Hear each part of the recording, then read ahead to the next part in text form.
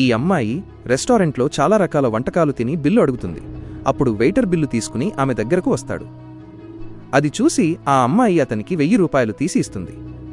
అప్పుడు వెయిటర్ ఏదో చెప్పబోతుంటే ఆ అమ్మాయి నాకు అర్థమైంది అని చెప్పి పర్సులోంచి అదనంగా 100 రూపాయలు తీసి అతనికి టిప్గా ఇచ్చి అక్కడ్నుంచి వెళ్లబోతుంది.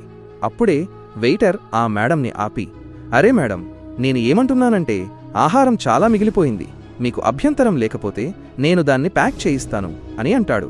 దానికి ఆ అమ్మాయి, అరే లేదు లేదు, ఈ ఆహారం ఇప్పుడు పనికిరాదు, దాన్ని పారేయండి అని అంటుంది. కానీ మళ్ళీ ఆ వెయిటర్ ఆమెను ఆపి, మేడం, దయచేసి విషయాన్ని అర్థం చేసుకోవడానికి ప్రయత్నించండి, ఆహారం చాలా వృధా అవుతోంది అని అంటాడు. అప్పుడు ఆ అమ్మాయి కోపంగా, నీవు ఇలా వినవు అనుకుంటా, మేనేజర్ను పిలవాల్సిందే అని అంటుంది. అప్పుడు ఆ అబ్బాయి, మేడం, మేనేజర్ను పిలవద్దు, నేను పేదరికాన్ని చూశాను, అక్కడ ప్రజలు 3-4 రోజులు ఆకలితో పడుకుంటారు. ఈ రోజు భారతదేశంలోని చాలామందికి 2 పూటల తిండి కూడా దొరకడం లేదు, కానీ మీరు ఇక్కడ 500-700 రూపాయల ఆహారాన్ని ఇలా వృధా చేస్తున్నారు అని అంటాడు. అప్పుడు ఆ అమ్మాయి ఏం చెప్పిందో వినే ముందు, ఆగునైనా, నన్ను చూసి విస్మరించకు, లేకపోతే నీకు చెడు సమయం వస్తుంది.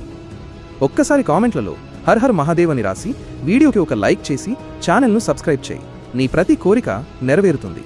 అప్పుడు ఆ అమ్మాయికి తన తప్పు తెలిసి ఆ వెయిటర్కి క్షమాపణ చెప్పి ఆహారాన్ని ప్యాక్ చేయించుకుంటుంది.